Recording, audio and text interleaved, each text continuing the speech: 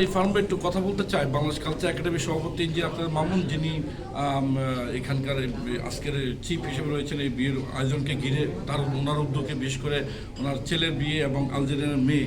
তো আমরা একটু জানতে চাই, দর্শকদের টিভির দর্শকদের জানাবেন যে আরবি মেয়ের সাথে যে বাংলাদেশের ছেলের যে বিয়ের এই আয়োজনটা আপনারা করেছেন এবং আপনার ছেলের বিয়ের, তো এই বিষয়টা কেমন, আপনার কাছে কেমন লাগছে? জি, ধন্যবাদ আকাশ ভাই আপনাকে এবং সেই সাথে TVN 24-কে।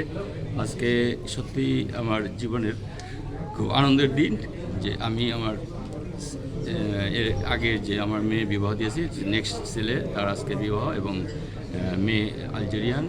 সেই সূত্রে আমি সত্যি বাবা হিসাবে নিজেকে গর্বিত বোধ করি এবং সবার কাছে দোয়া চাই আল্লাহ যেন তাদের এই বন্ধনকে এবং তাদের মৃত্যু পর্যন্ত যেন তারা একসাথে চলতে পারে এবং তাদেরকে যেন দুনিয়া আখেরাত এবং আমাদের এই মাধ্যমে যেন আমার বংশধর, আমার নেক্সট জেনারেশন যেন আল্লাহ তাআলা যেন ইসলামের উপরে রাখে এবং তাদেরকে দিনের পথে রাখে এবং সেই সাথে আমি সবার কাছে দোয়া চাই।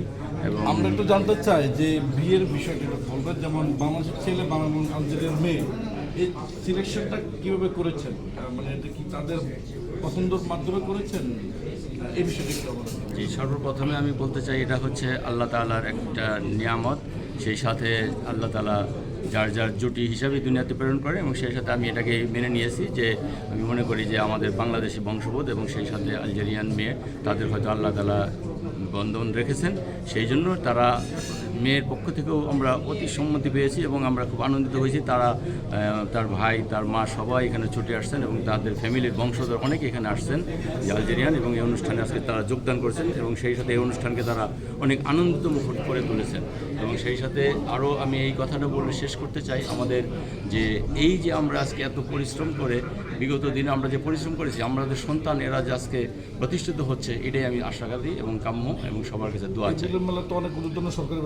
এবং এখানে আজকে অনেকে আসছেন যারা আমাদের সরকারি কর্মচারী এবং এই কাতারের সরকারের এবং কাতারি এবং সেই সাথে বিভিন্ন দেশের এখানে আমাদের কর্মকর্তা, ইঞ্জিনিয়ার এবং আদার্স যে বিজনেসম্যান এবং এখানে ডক্টর আসছেন এবং আমরা বিভিন্ন ব্যবসায়িকরা আসছেন এবং যারা আমাদের ফ্রেন্ড সার্কেল সবাই এখানে এসে এই অনুষ্ঠানটাকে এত আনন্দিত করে মুখর তুলেছেন যে বাংলাদেশি একটি বিবাহ বন্ধনে এখানে প্রায় অনেকটি দেশের এই লোকজন সমাগম হয়ে তারা এই অনুষ্ঠানটাকে এইভাবে আনন্দিত করেছেন যে এটা এক দেশের না, এখানে বিভিন্ন দেশের লোকজন এসে এটাকে একটা মিলন মেলায় পরিণত করেছেন। ধন্যবাদ।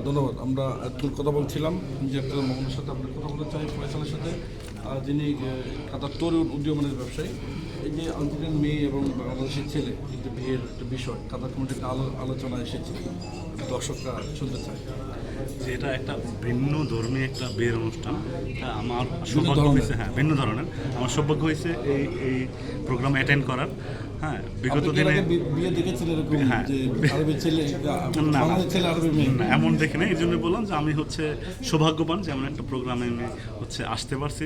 ঠিক আছে, যে আলজেরিয়ান মেয়ে বাংলাদেশের ছেলে ওরা বিয়ে করতেছে।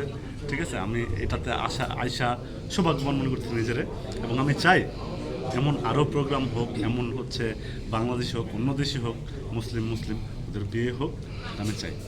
ধন্যবাদ। দর্শক, আমার কাছে এই ছিল আলজেরিয়ান মেয়ে বাংলাদেশের ছেলের বিয়ে নিয়ে কাতার থেকে সবশেষ তথ্য।